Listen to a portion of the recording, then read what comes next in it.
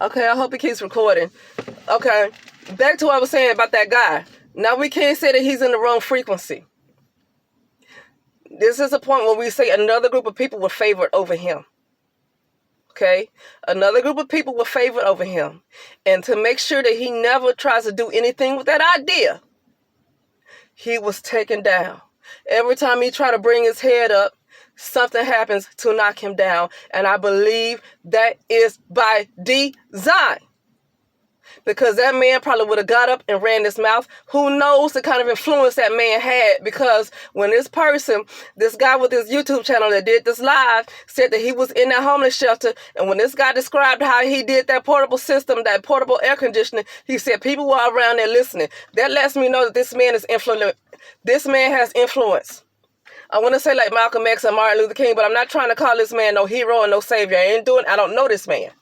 What I'm saying is that the fact that he can draw a crowd to listen to him like that meant to let me know that he has some level of influence in the world. He would have had some level of influence specifically around black boys. Because to be honest with you, black women, I know black women have their issues, but they also come up with a lot too. Like it's almost like they're kind of allowed. Even though black women got their separate struggles, and black men and black women want to compare, black men mostly want to compare their struggles to say it's worse than black women. No, black women go missing all the time. Black women die in hospitals doing birth a lot. You can't compare your struggle to theirs because you're shot by the police, because you're not the ones dying in the hospitals during childbirth. You're not the ones going missing like that. Well, you're going missing, but in different ways. So you can't just compare your struggles to theirs like your struggles are worse, because your struggles are more televised than black women's struggles are being kept secret. But I ain't going to go there. So let me get back to this man. So I believe it was by design that man was homeless. It was by design. It was done on purpose that he was homeless. Because the fact that he had a crowd around him means that he has a level of influence, and he would have influenced black boys specifically. And he probably would have brought together the black community more, and it probably would have been more marriages and successful marriages, and the people in charge can't have that. And I'm not a pro-black person. I'm going to tell you what I really feel like it is, because I can't tell you what I know, but I strongly, 99% in me, feel like this is what happened to that man.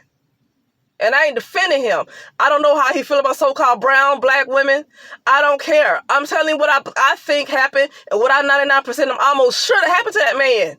I'm telling you.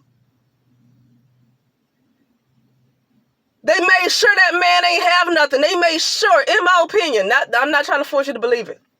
They made sure that he didn't have nothing. They made sure that he couldn't get he couldn't get on his feet. They made sure of it. And I'm gonna tell you, that's the struggle I've had too, starting with family. Stuff is done to make sure. If you're not aware, if you don't have awareness that this type of dark stuff, esoteric stuff is being done to you, I'm gonna call it esoteric. Because maybe nobody physically came and done nothing to him. Maybe nobody physically came and robbed him. But it's esoteric, strong esoteric stuff is being done to make sure that some people don't do better in life. Let me tell you something. I'm going to talk about that later, because I get off. So I'm going to leave it there, because my phone is going to stop again. I don't want to get long-winded. I don't have the devices to be long-winded and talk. I get cut off, and then you got to remember where I stopped so you can catch up to what I'm saying. I don't want to do that, so I'm going to stop in a second. But it's entities, people that's in charge to make sure that a certain group of people stay down. What happened to that man, in my opinion, this is not an excuse, because I know this stuff between black men and black women still going on. I'm out of that. I'm out of that. I have too much going on to indulge into that crap. Okay? Leave that to somebody who got the money and the time, because I don't. I ain't talking about this black man and black woman stuff that's been going on since forever. I ain't talking about that. I'm talking about There's a certain group of people that's controlled, and there's another group of people that make sure this other group of people can never rise. This man, in my opinion, was homeless by design. Because if he had not been homeless, like, these people did not want to fund his idea of a portable air conditioner. And then somebody else took his idea and made it their own. We know what color they were. Made it their own.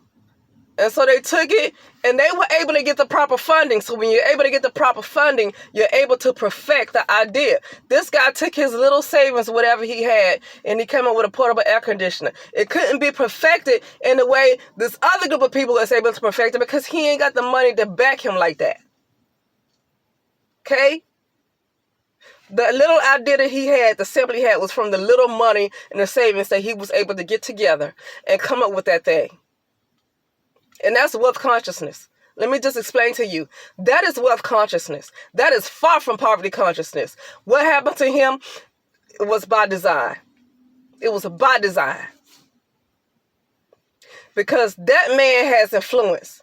So had he not been taken down to the level he was of homelessness, he would have went into the community.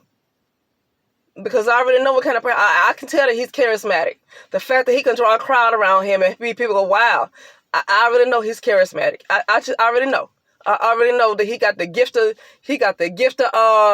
gab. He has the gift of gab. I can tell.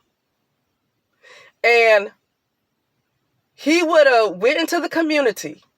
He would have found every media source that he could get his hands on to let people know that this was his idea, and they shut him down. They didn't want to fund him, and they gave it to this other group of people. And he would have had probably a following. They made sure that he never could get on his feet. Now, I don't know where he is now. I don't know whether he's alive. I don't know. But they made sure that he could never get on his feet. And I want to talk about the larger consciousness system and a group of people, some people who do well and some people who don't.